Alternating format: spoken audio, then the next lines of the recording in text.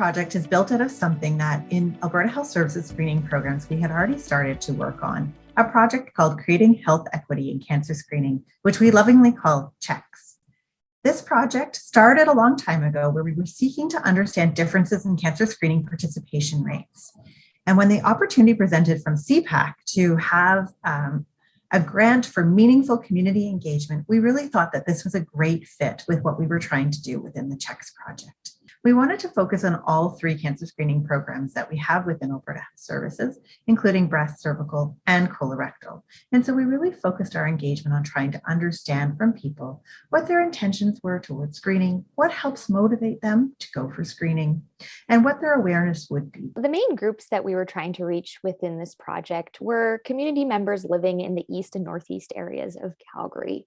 And we chose these groups based on a previously completed data analysis that reported that those areas of Calgary experience higher levels of material deprivation and they experience lower cancer screening rates.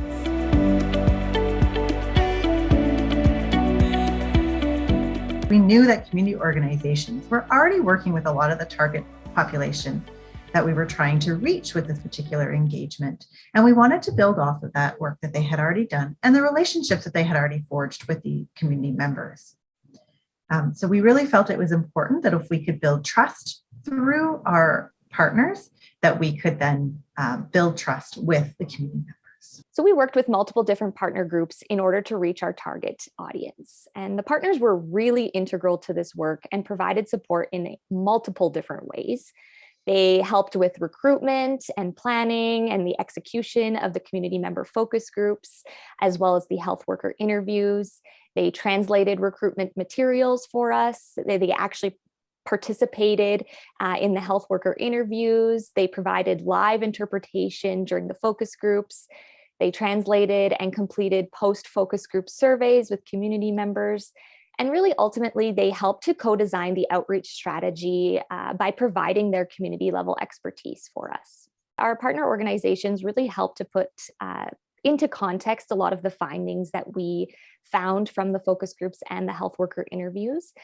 They had that community level expertise, and they were able to kind of provide that insider knowledge and help us to more closely understand what some of the participants in the focus groups were saying and to make sure that our outreach strategy closely mirrored what we heard in that engagement. One of the key partners that we worked with were the Alberta International Medical Graduates Association, and we engaged with them as a way to kind of bridge the gap between the healthcare system and the community. And they were really integral to understanding the community side of things, but also that health system side of things.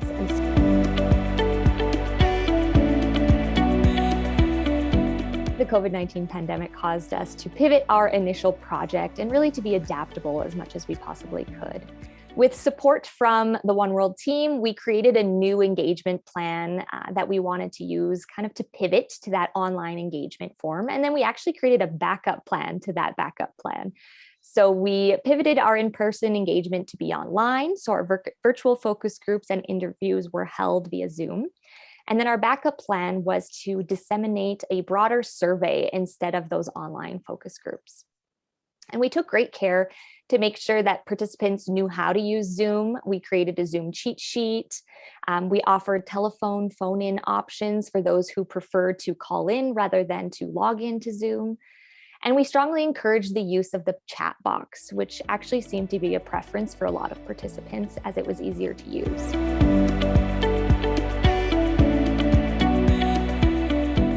The pandemic created some new opportunities for us. Mostly we learned about the flexibility, or we had flexibility of kind of when to host focus groups and interviews. We could host them on evenings and weekends with a little bit greater ease. It reduced costs on obviously things like booking in-person rooms and so on.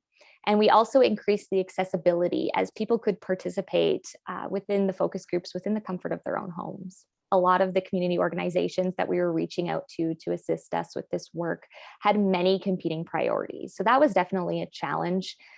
But I would say that there was still strong interest in supporting this work despite the pandemic.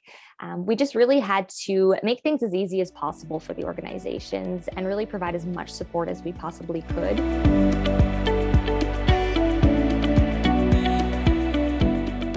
the other main challenges that we really faced in our project was trying to ensure that we got representation from community members, a broad representation, ensure we heard from people that maybe don't speak up, or people who were experiencing barriers to cancer screening. We really wanted to try to eliminate where we could that bias or selection bias from our focus groups. And so one of the things we hadn't initially thought about was translation. We had translation of the recruitment materials done, and that was really necessary to make sure that we had access to the non-English first language community members within the East and Northeast areas of Calgary. We also provided live interpretation during the focus groups, which was really necessary to ensure that community members understood the questions and that they were really able to respond in their first language. It became very clear to us as we started to recruit for our focus groups that having different languages on a recruitment poster were important, or offering the focus group sessions in different languages was important. And we really were enabled by our partners to be able to do a lot of that.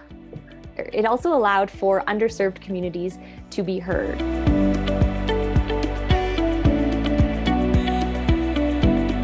So we did make many new and improved relationships with organizations in Northeast and East Calgary.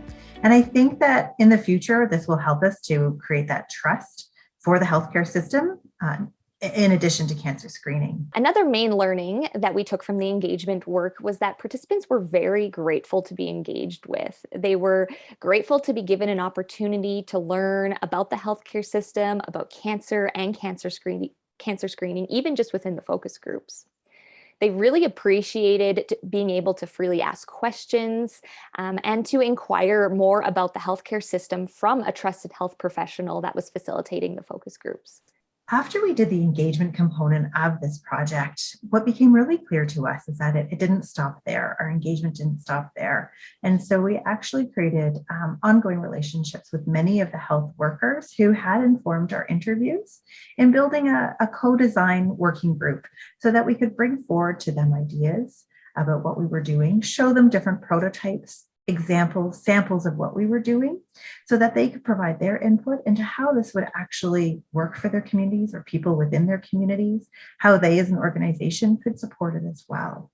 And so really it was that continuous co-design that was so important to this project. Another main learning was that there are very key differences in the healthcare system between different countries, and there is kind of a lack of understanding of preventative medicine by some community members or some new Canadians that are living within these areas of Calgary.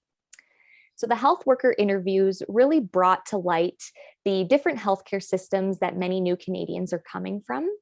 And we really had to tailor the focus group guide after a few different focus groups to include more preliminary information around how the healthcare system functions here in Alberta and in more broadly in Canada, and to make sure that it was very clear the purpose of this focus group and the purpose of the work that we're doing here. And lastly, one of the main findings is that meaningful virtual engagement really can be done. We learned that it takes time to ensure that participants know how to actively participate in online engagement. But if you allot time at the beginning to troubleshoot any technology issues and to really set the stage on who you are and why this work is important, that it really goes a long way.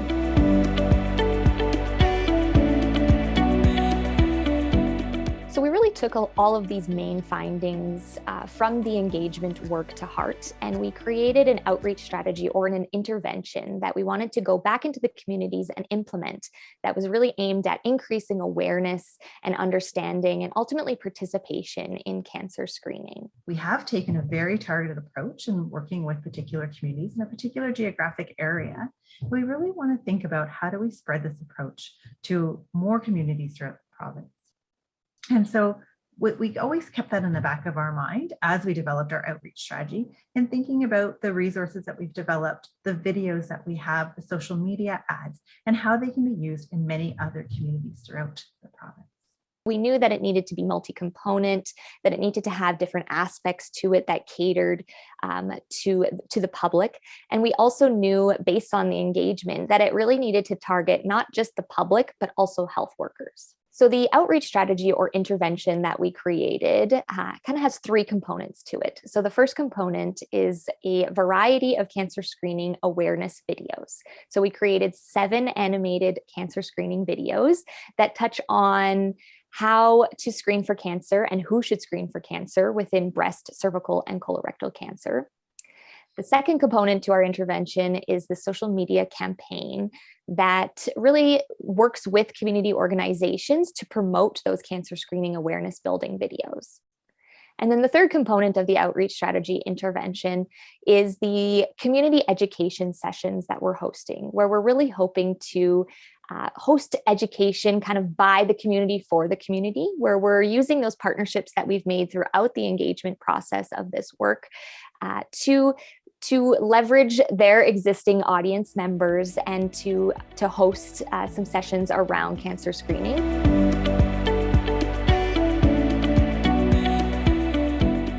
So further to the outreach strategy that Selena just talked about, a big component to us that we're thinking about is, have we met the mark?